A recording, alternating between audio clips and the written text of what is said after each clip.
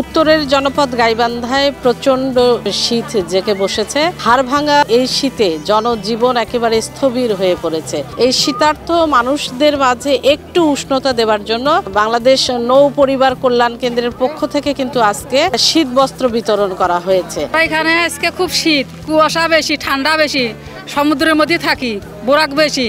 আজকে যে আমার কম্বলটা করে দিচ্ছে, খুব আমাকে দোয়া করি আপনারা শান্তশীল, আমরা শান্তশীল থাকতে পাই। আমরা কম্বল পাচ্ছি, চাল পাচ্ছি। আমরা এই শীতের মধ্যে এই কম্বলটা অনেক খুশি হয়েছি। আপনারা হাতে হাতে যে জিনিসটা নিম্ব চেয়ারম্যানের কাছ থেকে দেওয়ার বদল হাতে হাতে দিয়েছেন, আমরা পাইছি, আমরা এত খুশি। নৌবাহিনীর পক্ষ থেকে আমাদের শীতের কম্বল দিছে। নৌবাহিনী চাউল আর কম্বল দিলে আমরা জিনিসগুলো পাই খুব খুশি। শীতের দিনে অনেকটা সুবিধা হলো। আপনাকে আমি জানাচ্ছি যে বাংলাদেশ নৌ পরিবহনের যে প্রধান অ্যাডমিরাল নাজমুল হাসানের সহধর্মিণী নৌ পরিবার কল্যাণ কেন্দ্রের সভাপতি নাদিয়া সুলতানা, তিনি গাইবান্ধার ফুলছড়ি উপজেলার 1000-এরও বেশি নারী পুরুষদের মাঝে এই শীতবস্ত্র বিতরণ করছেন। বাংলাদেশ নৌবাহিনী পরিবার কল্যাণ সংঘের সম্মানিত প্রেসিডেন্ট।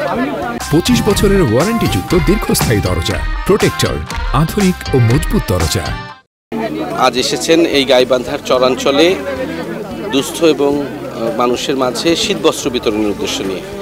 বাংলাদেশ নৌবাহিনী পরিবার কল্যাণ সংঘ প্রতি বছর বিভিন্ন মানবিক কার্যক্রমে অংশ নিয়ে থাকে এবং প্রতি বছর এই শীতের সময়ে শীতের অভাবগ্রস্ত মানুষের পাশে তারা দাঁড়ায়।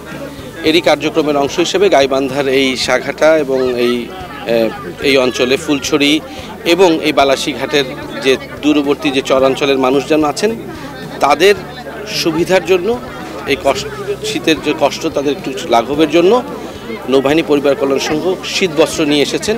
কিছু প্রায় 1000 কম্বল নিয়ে এসেছেন, সেই সাথে কিছু চাল নিয়ে এসেছেন, যাতে তাদের একটু আরাম হয়, যাদের এই শীতে তাদের কষ্টটা একটু লাঘব হয়। একটি কথা আপনাকে জানিয়ে রাখি যে গাইবান্ধার ফুলছড়ি উপজেলা চর বেষ্টিত হয়, এখানে নদী ভাঙ্গন এবং বন্যা লেগেই থাকে। এই এলাকার মানুষ প্রাকৃতিক দুর্যোগকে মোকাবেলা করে যুদ্ধ করে টিকে থাকছে। সেই মানুষরা, সেই অসহায় মানুষরা আজকে শীতবস্ত্র উপহার হিসেবে পাচ্ছে। এর আগে তাদের কাছে আমরা যেটি জেনেছি যে এর আগেও তাদেরকে কেউ এখন পর্যন্ত শীতবস্ত্র বিতরণ করেনি। তো আজকে শীত, এই প্রচন্ড শীতে যেহেতু অনেকেই এখানে চরে বসবাস করেন, সেখানে প্রচন্ড শীত, এই শীতে শীতবস্ত্র পেয়ে কিন্তু তারা ভীষণ খুশি। ঋক্তু প্রসাদ, ডিবিসি নিউজ, গাইবান্ধা।